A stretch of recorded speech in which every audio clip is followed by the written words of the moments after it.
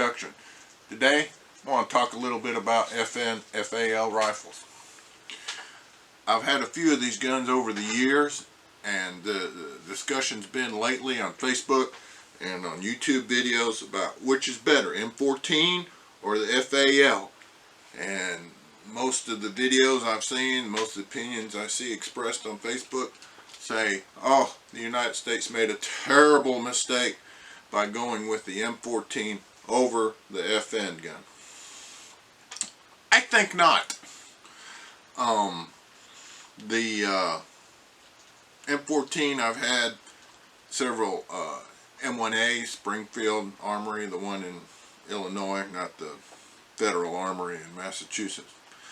But I did have access and used a DCM supplied national match M14 way back in the day when I shot high power. And that was an accurate rifle and a very reliable rifle. I've never had a malfunction with an M14 or an M1A type rifle. I found them to be very reliable. They're hard on brass, you can't reload the brass. You get two loadings out of a 308 brass with an M1A or an M14, you're doing really well.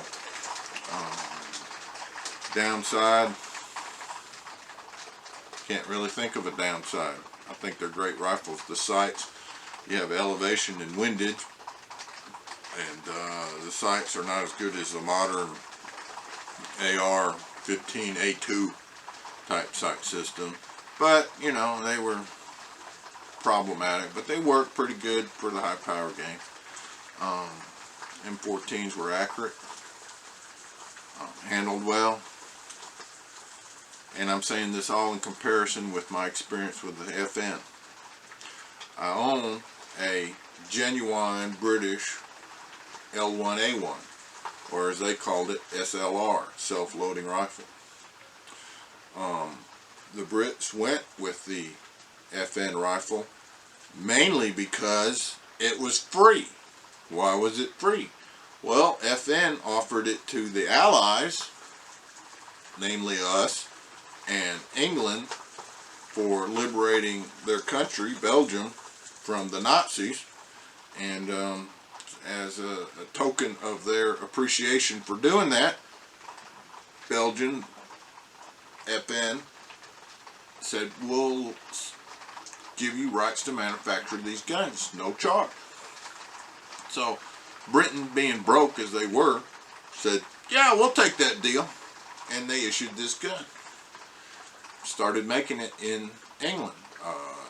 Enfield, the state-owned arsenal, made them, and BSA, which I guess was a private firm, also made them, Birmingham Small Arms, and that's who made this one. And you may be asking, oh, that's not a British L1A1, that's a Imbil receiver or DSA receiver or some other made receiver with a British parts kit. No, this is an all English BSA gun. This is one of the few guns that was imported in the late 1980s, early 1990s by Century Arms, and were offered to law enforcement officers, because at that time the assault rifle ban by the first President Bush was in order, so this gun couldn't be sold on the civilian market, but could be offered to law enforcement officers. And that was true of other guns that were banned, like Steyr AUGs, and for a while there, police officers, all they had to do was get a letter from their chief saying, Officer so-and-so wants to buy this gun for use on duty, sell it to him. And the distributor would say, okay, send it, it's for this officer, send it to the FFL. Officer would fill out 4473 just like buying any other gun, and it was his gun, not the department's gun, his gun. Well,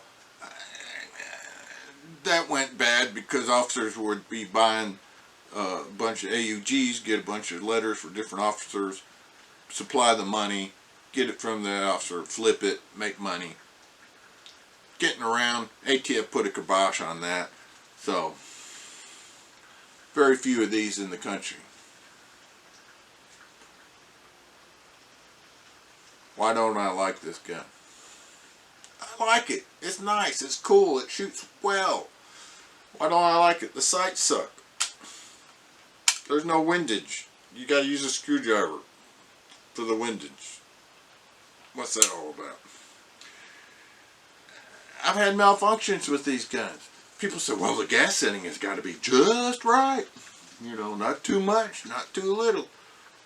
M14, it's a self-regulated gas system. You just put bullets in it and shoot it. You don't have to worry about the gas system. Accuracy on this gun is, you can hit a man, you know, it's not very good. I've never seen anybody target shooting with one of these, okay? I've never seen a sniper version of one of these. M14, M21 sniper system had a integral mount for a scope mount. You could solidly mount a scope to an M14 without too much trouble. This, not too good for mounting a scope. Never seen a dedicated sniper version of an FAL. Like I said, but still, you know, ergonomics on this gun is cool. Takedown is easy. I appreciate, I know it's the right arm, the arm that, the free world, blah, blah, blah, and all that stuff. But when people say which was better, M14, FAL, M14 in my opinion. Not that this is a bad gun. It's a good gun. So, I hope to get some videos shooting this.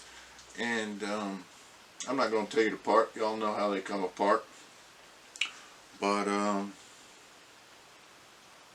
that's my opinion. It's worth every penny you paid for it. So, there you go. Tell me why I'm wrong in the comments. Like, subscribe. I'm going to be doing more videos on various guns. Sporting guns, military guns, machine guns, whatever I have access to. I'm in the gun business, so a lot of guns go through my hands. And I appreciate your watching. So, thanks. Stay safe. Bye.